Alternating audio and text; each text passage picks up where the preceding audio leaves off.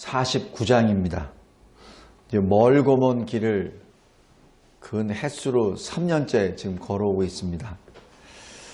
예레미야 49장에는 유다와 이스라엘의 주변국, 특별히 5개 지역에 대한 심판이 임합니다. 먼저 복습이니까 됐고, 예레미야에게 임한 하나님의 말씀을 통하여 하나님의 심판은 절대 주권과 하나님의 그 뜻에 따라 이루어진다는 사실을 꼭 기억해 주시기 바랍니다. 이 심판은 교회로부터 시작했다고 했습니다.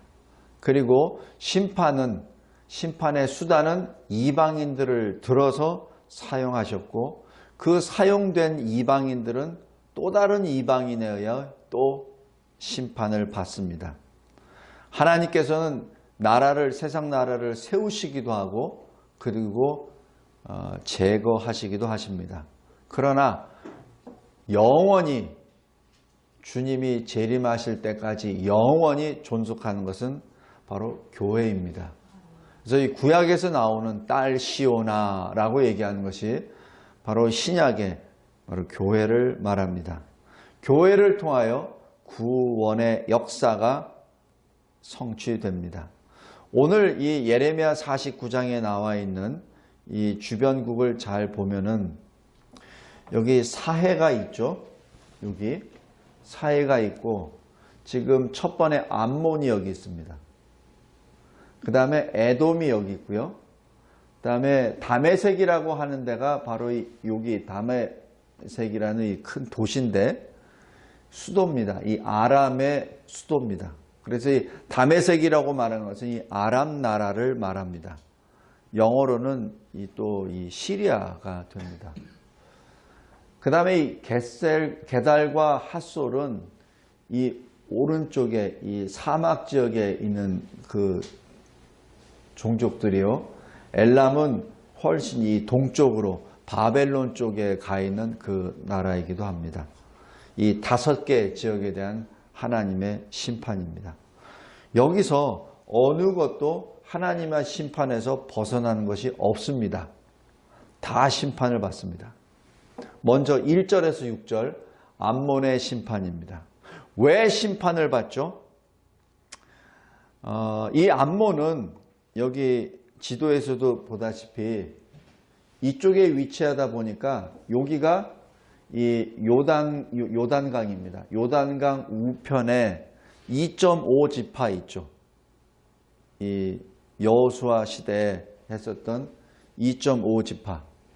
그 지파가 점령하고 있었던 그 지역을 약해졌을 때 암몬이 쳐들어갑니다. 특별히 북이스라엘이 멸망하기 10년 전, 주전 732년에 아수르가 이 북이스라엘을 공격하고 나니까 약해지니까 이 동쪽 요단강 동쪽을 이 자기 영토로 확보해 버립니다. 그 지역이 가시입니다. 그러자 이 암모스 1장 13절에 어떻게 말하냐면, 자기 지경을 넓히고자 길르앗의 아이벤 여인의 배를 갈랐다라고 기록합니다. 이렇게 아주 처참하게 이 이스라엘 땅을 점령하게 되죠. 또 스바냐 2장 8절에는 하나님이 이렇게 말씀하십니다. 내 백성을 비방하고자 자기들의 경계에 대하여 교만하였느니라 라고 기록합니다. 바로 하나님 백성을 능멸하고 하나님 백성의 이 땅을 점령을 하죠. 그리고 오늘 본문 4절, 재물을 의지하는 교만함에 빠져버립니다. 이것이 암몬이 심판을 받을 원인입니다. 심판의 결과는 어떻게 되죠? 비참한 것이죠. 전쟁, 폐허, 점령, 황폐, 애통입니다. 여기 말감이라고 하는 것은 암몬이 섬기고 있는 신입니다. 말감, 신, 제사장, 고관들이 전부 다 잡혀갑니다. 그래서 주전 586년 이 유다가 멸망한 후에 이 멸망 이후에 지난번에 나왔었죠. 이 그다랴를 바벨론에서 총독으로 세웠는데 그다랴를 누가 죽이죠? 이스마엘이 죽죠. 이스마엘이 죽이고 암몬으로 도망갑니다. 그때 이 암몬이 이 그다랴 총독을 암살할 것을 사주합니다. 그래서 이스마엘이 자기가 마음대로 이렇게 죽인 것이 아니라 암몬이 사주해서 죽인 것이고, 그래서 암몬은 이 북이스라엘이 유다가 이 바벨론의 영향을 받게 되니까 거기서 자기 이득을 취하려고 했었던 것이죠. 그러자 이 4년 후 유다가 멸망 후 4년 주전 582년에 바벨론이 쓸어버립니다. 왜냐하면 바벨론은 큰 제국이기 때문에 어느 한 사람 잡아서 누구 내놔라 그게 아니라 그냥 그 암몬을 쓸어버립니다. 그것이 암몬 심판의 종국입니다. 그러나 이러한 하나님의 절대 주권 아래에 이르는 이 심판 가운데서도 오늘 6절에 보면 회복의 약속을 주십니다. 내가 암몬 자손의 포로로 돌아오게 하리라. 바로 이 심판 가운데 하나님이 다시 회복의 약속을 주십니다. 다음 에돔입니다. 에돔은 누구죠? 이 에서의 종족들이죠. 심판 원인은 어떻습니까? 첫 번째, 교만입니다. 오늘 본문 7절에 보면은 자기 지혜를 의지합니다. 자기 힘을 의지합니다. 16절. 그리고 교만합니다. 이 오바냐 8절에 보면은 이렇게 기록합니다. 그날에 내가 에돔에서 지혜 있는 자를 멸하며 에서의 산에서 지각 있는 자를 멸하지 아니하겠느냐. 이것은 멸하겠다는 하나님의 말씀이죠. 다시 얘기해서 자기 지혜를 의지하는 에돔을 멸하십니다. 그리고 어느 정도 그 교만이 강하냐면 이 오바냐 4절 보면 내가 독수리처럼 높이 오르며 별 사이에 깃들일지라도 내가 거기에서 너를 끌어내리라. 네가 아무리 힘이 세고 아무리 지혜가 좋아서 저 높은 곳에 있다 하더라도 내가 직접 끌어내리라는 얘기입니다. 하나님의 심판을 벗어날 수 없다는 얘기죠. 또 오바냐 3절에 보면 너의 마음의 교만이 너를 속였도다. 바위 틈에 거주하며 높은 곳에 사는 자여 내가 마음에 이르기를 누가 능히 나를 땅에 끌어내리겠느냐 하니라고 기록합니다. 바로 이게 이 에돔의 교만이죠. 두 번째 심판의 원인은 이스라엘에 대한 잔혹과 포악입니다. 암모니아 1장 11절에 이 에돔 족속의 죄를 나열하는데 그가 칼로 그 형제를 쫓아가며 바로 이스라엘입니다. 이 에서는 이스라엘의 또 친족이잖아요. 그래서 그 형제를 쫓아가며 긍휼을 버리며 또 항상 맹렬하며 분을 끝없이 품었다 라고 해서 이 에돔이 심판받는 이유는 형제를 포악하겠다. 형제를 잔혹하게 됐다라고 기록합니다. 그래서 이 오바냐 10절에 보면은 내 형제 야곱에게 행한 포악으로 말미암아 부끄러움을 당하고 영원히 멸절되리라. 세 번째 심판의 이유는 이스라엘의 기도입니다. 시편 137편 7절에 이렇게 기록합니다. 여호와여 예루살렘이 멸망하던 날을 기억하시고 에돔 자손을 치소서. 그들의 말이 헐어버리라 헐어버리라 그 기초까지 헐어버리라 하였나이다. 지금 이스라엘 예루살렘이 멸망할 때 자기 형제니까 도와줘야 되는데도 불구하고 오히려 바벨론의 힘에 붙어서 예루살렘 성벽이 무너져리라 무너지리라라고 했었던 바로 그 사람들입니다. 하나님 기억하십시오. 저들을 멸하십시오. 그것이 시편 137편 7절입니다. 그리고 이 에돔 심판의 원인은 하나님의 뜻입니다. 오늘 여기 본문 8절에 내가 에서의 재난을 그에게 닥치게 하여 그를 벌할 때가 이르게 하리로다. 지금 여기 이 심판에는 분명 이유가 있습니다. 하나님이 창조주이시니까 하나님 마음대로 뭘 행하신다는 것이 결코 아니라 거기에는 분명히 원인이 있습니다. 그 원인의 시작은 교만부터 시작합니다. 심판의 결과가 어떻게 되죠? 오늘 9절 10절에 소출을 다 빼앗기고 숨을 곳도 없고 자손 형제 이웃이 멸망당해버립니다. 그리고 바벨론의 편에 서서 유다를 대적했죠. 그러다가 유다가 멸망하자 바벨론이 멸망시켜버립니다. 이것이 이 국제 이 관계의 원칙입니다. 국제관계에서는 여러 나라가 있잖아요. 여러 나라 중에서 제일 약한 나라를 무너뜨리고 그 다음에 인접하는 나라를 하나씩 쓰러뜨리죠. 그러지 않으면 고개를 들거든요. 하나씩 쓰러뜨립니다. 처음에 에돔은 바벨론의 편에 서서 예루살렘 성이 무너지는 것을 박수를 쳤죠. 그리고 바벨론에게 기묘한 정보나 첩보를 다 제공했죠. 그러나 결국은 자기들도 멸망합니다. 어떻게 멸망을 당하냐고요? 오늘 19절 22절처럼 사자같이 독수리같이 바벨론이 너희를 공격하리라. 그리하여 치욕거리가 되고 저주거리가 되고 탄식이 나오고 진통하는 여인과 같이 되어 더 이상 그곳에는 사람이 없을 것이다. 살아있는 사람이 없을 것이다. 그리고 얼마나 너의 멸망이 세계를 놀라게 하냐면 너희들이 멸망하는 그 소리를 저 홍해도 들으리라. 이 홍해 건너편은 뭐죠? 애굽이죠. 그러니까 모든 이 세상이 다 들으리라는 뜻입니다. 하나님의 뜻은 뭐죠?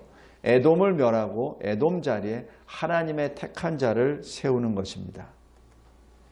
다음 세 번째, 다메섹의 심판입니다. 다메섹은 아까 말씀드렸듯이 아람의 수도입니다. 그래서 다메섹을 심판한다는 얘기는 아람을 심판한다는 얘기입니다. 원인은 뭐죠? 바로 암모스 1장 3절에 길르앗은 바로 여기 이 요단강 동편에 있는 2.5 지파 중에 한 지파입니다. 그 길르앗을 압박하였다. 또 25절 오늘 여기 본문 25절에 하나님의 찬송, 하나님의 즐거움이 되어야 될 아람이 자신만을 찬송했다. 여기서 굉장히 중요한 게 있습니다. 하나님이 어느 나라를 세웠습니다.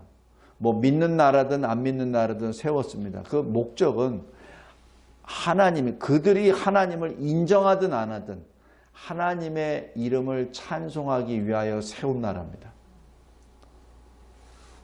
그들이 믿든 안 믿든.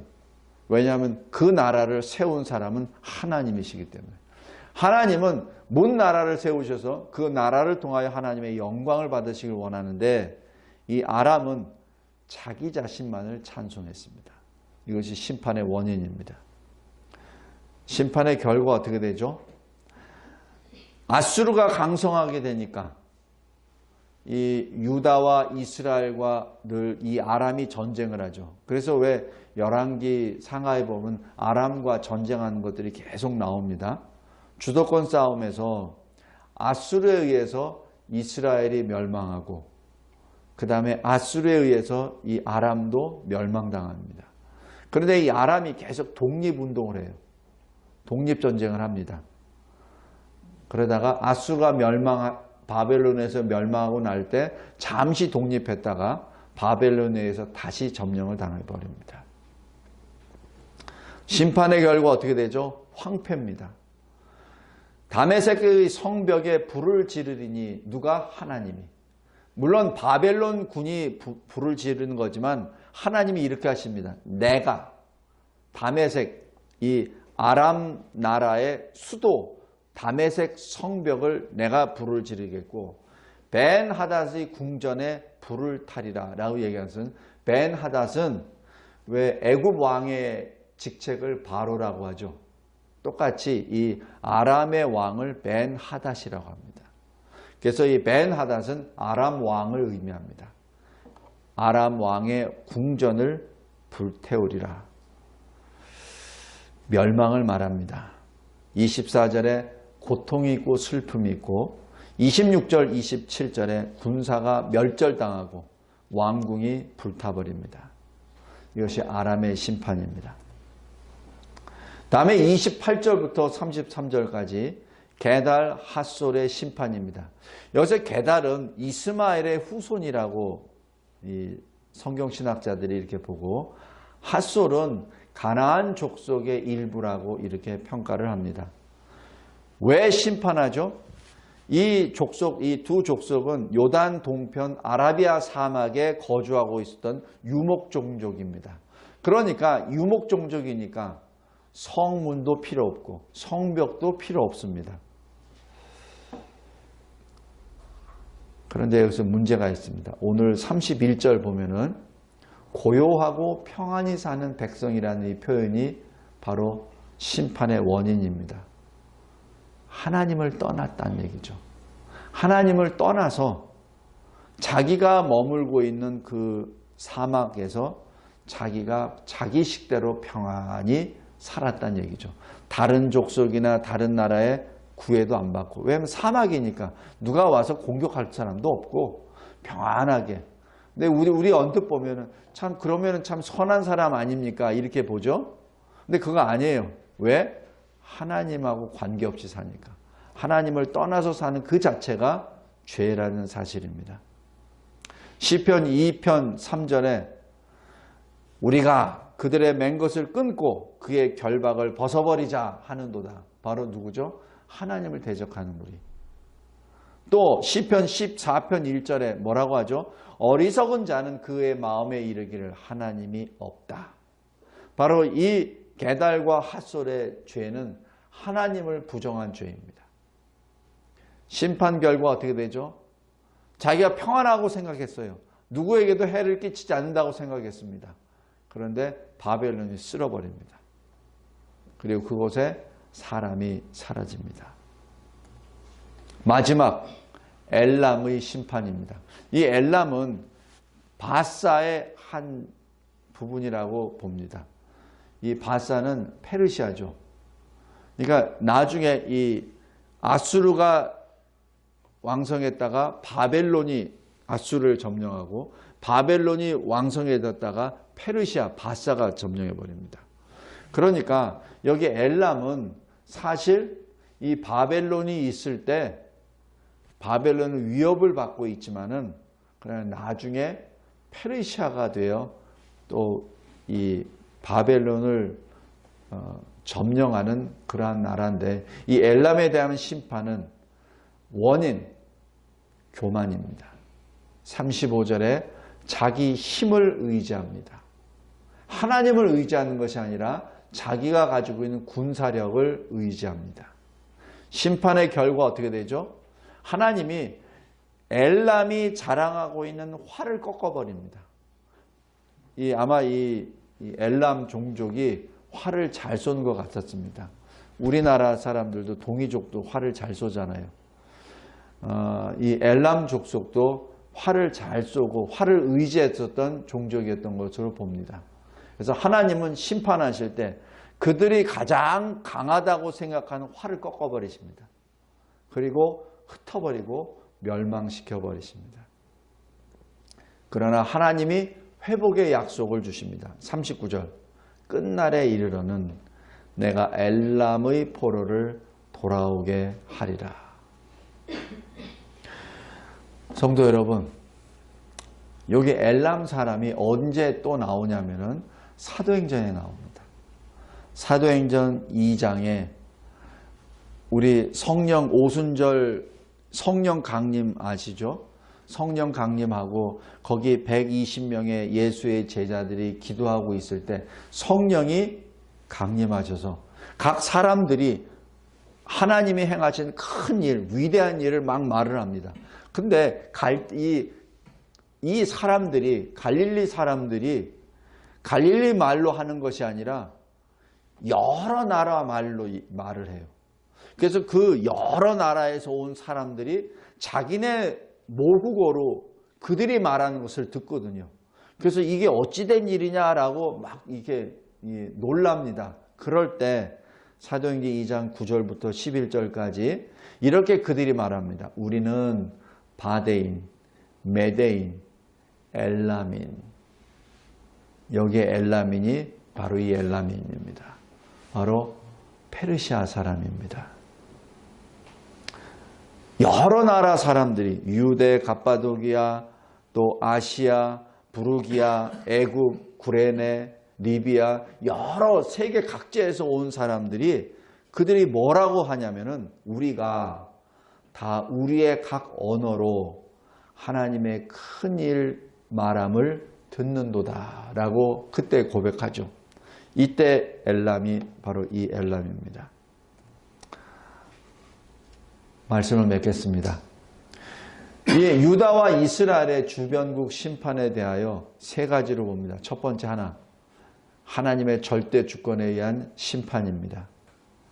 로마서 9장 15절, 출애굽기 33장 19절에 내가 긍휼히 여길 자를 긍휼히 여기고 불쌍히 여길 자를 불쌍히 여기리라. 바로 하나님의 뜻에 따라 하나님이 심판하시기도 하고 구원하시기도 합니다. 오늘 여기 총 5개 지역에서 암몬과 엘람은 심판 이후에 회복을 약속하십니다. 그러나 다른 지역은 침묵하십니다. 이것이 하나님의 절대 주권입니다. 다음에 두 번째, 하나님의 심판입니다. 누구에게 심판이 임하죠? 하나님을 떠난 자. 빌립보서 3장 19절에 그들의 마침은 멸망이요 그들의 신은 배요 그 영광은 그들의 부끄러움에 있고 땅의 일을 생각하는 자라. 바로 이 심판의 대상자들은 자기 자신을 의지한 것이죠. 자기가 바로 하나님이 된 겁니다. 그것이 교만이죠. 그들의 마침 결국은 멸망입니다.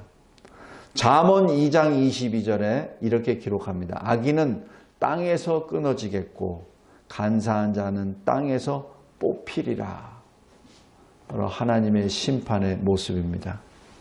마지막 세 번째, 복음입니다. 누구든지 주 예수의 이름을 부르는 자는 구원을 받으리라. 로마서 10장 13절입니다.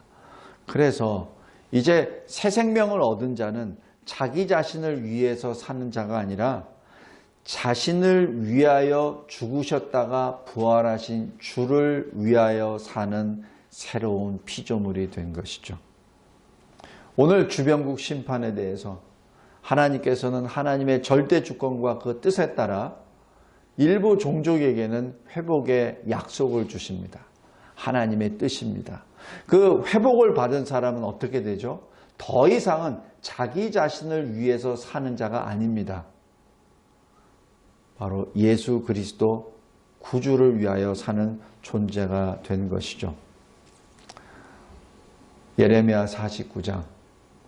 언뜻 보면은 예레미야서 하면은 이스라엘 백성들에게, 특별히 하나님 백성에게 늘 무겁고 눈물 많이 나야 되는 그러한 예언서라고 보는데, 이러한 예언서에 하나님께서는 잊지 아니하시고 유대와 이스라엘의 주변국까지 하나님이 다 간섭하시고 심판하신다는 것을 여기서 기록합니다. 하나님은 이스라엘의 하나님뿐만 아니라 온 세상의 하나님이십니다. 그리고 하나님은 결코 죄 있는 자를 죄 없다 하시는 분이 아니라 죄에 대해서는 반드시 심판하시는 심판주이십니다. 그리고 하나님은 그 심판 가운데 약속을 주시며 다시 구원의 회복을 주십니다. 기도하겠습니다. 하나님 아버지 감사하고 감사합니다. 예레미야 49장을 통하여 엄위하신 하나님의 공의 심판을 바라보게 하심에 감사합니다. 우리가 이 세상에 살면서 나 자신을 위한 것이 아니라 하나님을 위하여 사는 존재임을 늘 잊지 않고 하나님 편에 서 있는 주의 백성 되게 하옵소서. 예수 그리스도의 이름으로 기도드리옵나이다. 아멘.